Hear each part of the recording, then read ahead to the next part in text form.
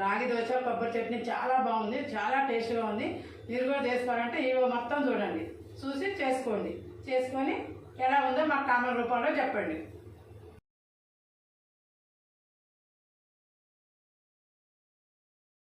అందరికీ నమస్కారం. అలనాటి అమ్మ రుచులకి స్వాగతం. ఈరోజు మనం రాగి దోశ చేసుకుందాం. దానికి కావాల్సిన పదార్థాలు: రాగి దోశకి ఇగో ఒక గిన్నె రాగి పిండి. రాగి దోశ కొబ్బరి చట్నీ చేస్తాను. ఇగో ఒక గిన్నె రాగి పిండి. ఇదే గిన్నెతోని బొంబాయి రవ్వ పోసుకోవాలి. బొంబాయి రవ్వ ఒక గిన్నె. ఏ గిన్నెతోని రాగి పిండి పోసుకున్నాం అదే గిన్నెతో బొంబాయి రవ్వ, అదే గిన్నెతోని పెరుగు. ఈ మూడు కలిపి మిక్స్ చేసుకోవాలి. ఈ మూడు మంచిగా కలుపుకోవాలి.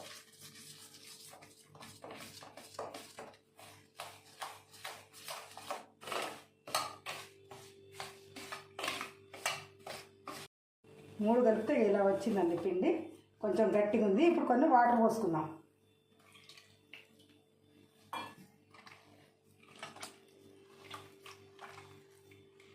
వాటర్ పోసుకొని మంచిగా కలుపుకోవాలి ఇట్లా మెత్తగా.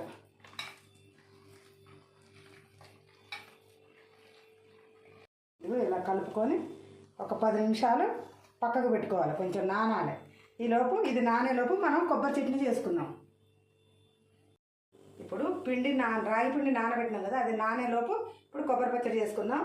ఒక కొబ్బరి చిప్ప, ఒక 5 పచ్చిమిర్చి. ఇప్పుడు స్టవ్ వెలిగించి పచ్చిమిర్చి నూనె వేసి వేయించుకుందాం. ఇప్పుడు పచ్చిమిర్చి వేయించుకుందాం.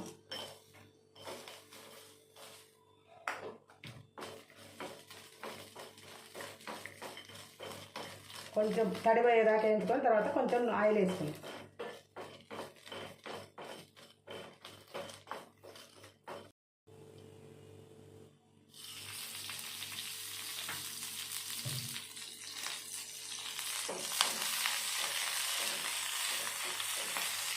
పచ్చిమిర్చి ఎక్కువ వేయించుకోవద్దు, బాగా లైట్గా వేయించుకోవాలి. లైట్గా వేయించుకొని ఇక బంద్ చేసుకున్నాం. వేగినాయి, సరిపోతాయి. మిర్చి వేగినాయి. ఇగో చల్లారిని చూడండి, వేయించిన చల్లారిని. ఇప్పుడు కొబ్బరి ముక్కలు మిక్సీ గిన్నెలో పోసుకున్నాం.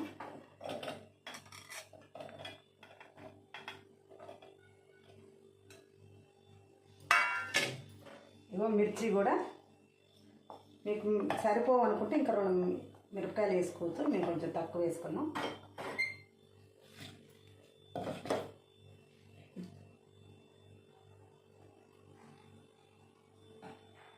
ఇప్పుడు కొంచెం ఉప్పు వేసుకుందాం. ఇది ఒకసారి తిప్పాక పాలు పోసుకుందాం. చూడండి ఇలా మెదిగింది. ఇప్పుడు ఇందులో నీళ్లు పోసుకోకుండా ఇగో పాలు పోసుకుంటాను. టేస్ట్ బాగుంటుంది, మీరు కూడా చేసుకోండి. చూడండి ఇగో ఇలా పట్టుకోవాలి మెత్తగా. పాలు పోసుకొని పట్టుకున్నాం చూడండి, మంచి కలర్ఫుల్గా కనపడుతుంది. చట్నీ మెత్తగా పట్టుకున్నాం. ఇప్పుడు చట్నీ తాలింపు వేసుకుందాం. స్టవ్ వెలిగించి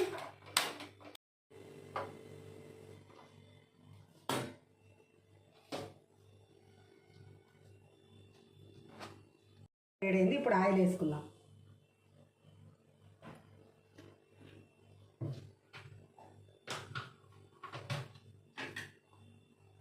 వేడెక్కింది.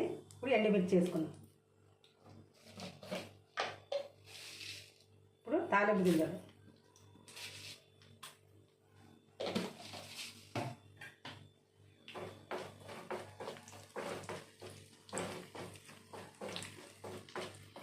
ఈ చట్నీకి ఎల్లిపాయలు పసుపు ఏం అవసరం లేదు.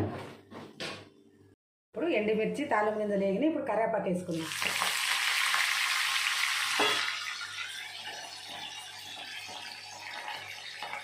తెచ్చే కాలకుండా ఇట్లా మూత పెట్టుకోండి.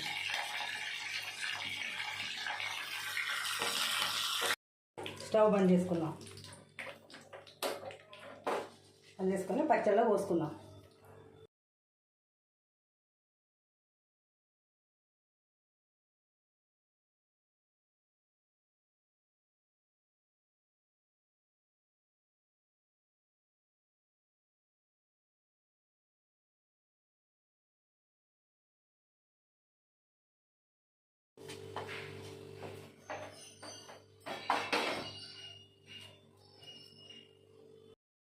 చట్నీ తాలింపు పెట్టుకొని ఇదిగో ఇలా కలుపుకోవాలి మొత్తం.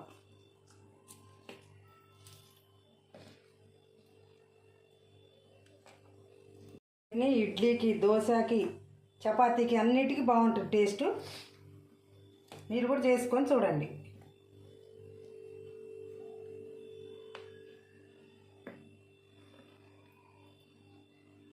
పావు గంట నానబెట్టినామండి. ఇగో ఇలా అయింది చూడండి గట్టిగా.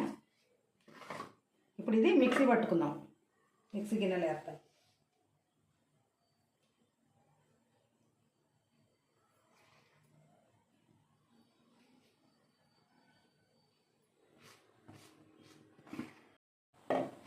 చూడండి పిండి ఇలా గట్టిగా అయింది. కొంచెం ఇదంతా కడిగి శుభ్రంగా నీళ్ళు పోసుకొని మిక్సీ జార్లో పోసుకున్నాం. ఇలా పోసుకొని పట్టుకుందాం. ఇందాక ఉప్పు వేసుకోలేదండి, ఇప్పుడు కొంచెం తగినంత ఉప్పు వేసుకుందాం.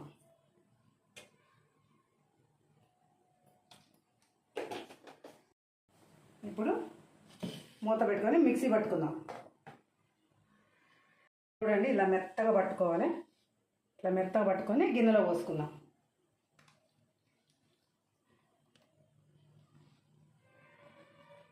ఇగో ఇలా ఉండాలండి. ఇట్లా మనం దోశ పిండి ఎలా ఉంటుందో అలా ఉండాలి. ఇప్పుడు స్టవ్ వెలిగించి మనం దోశలు వేసుకుందాం.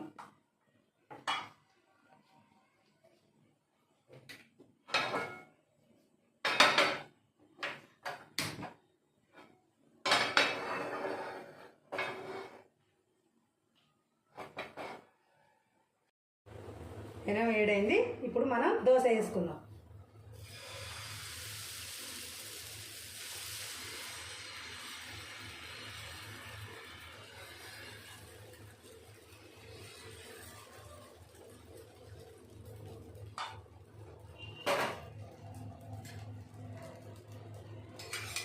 ఇప్పుడు కొంచెం ఆయిల్ వేసుకుందాం లైట్గా.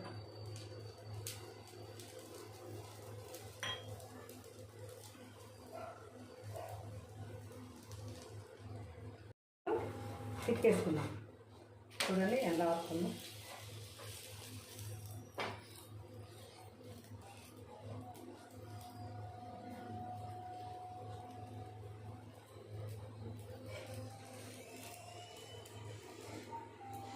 మీకు అర్జెంటుగా ఎప్పుడైనా దోశలు కావాలనుకుంటే ఇలా కలిపి ఒక 10 నిమిషాలు అట్లా పెట్టి ఎమ్మటే దోశలు వేసుకోవచ్చు. ఇప్పుడు దోశ అయింది, తీసుకుందాం.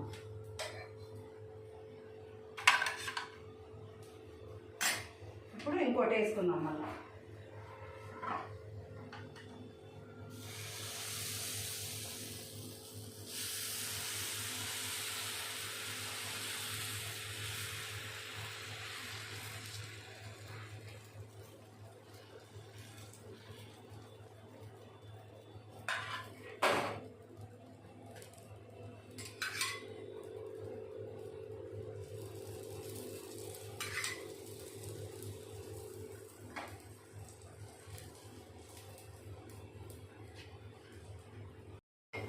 ఇవ్వండి ఈరోజు దోశలు.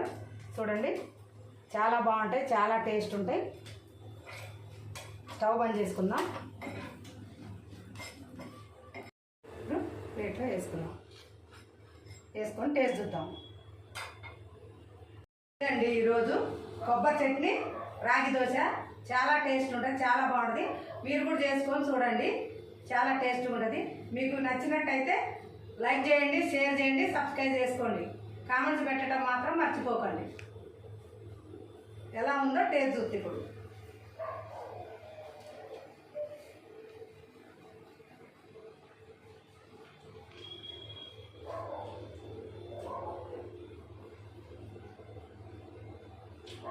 చాలా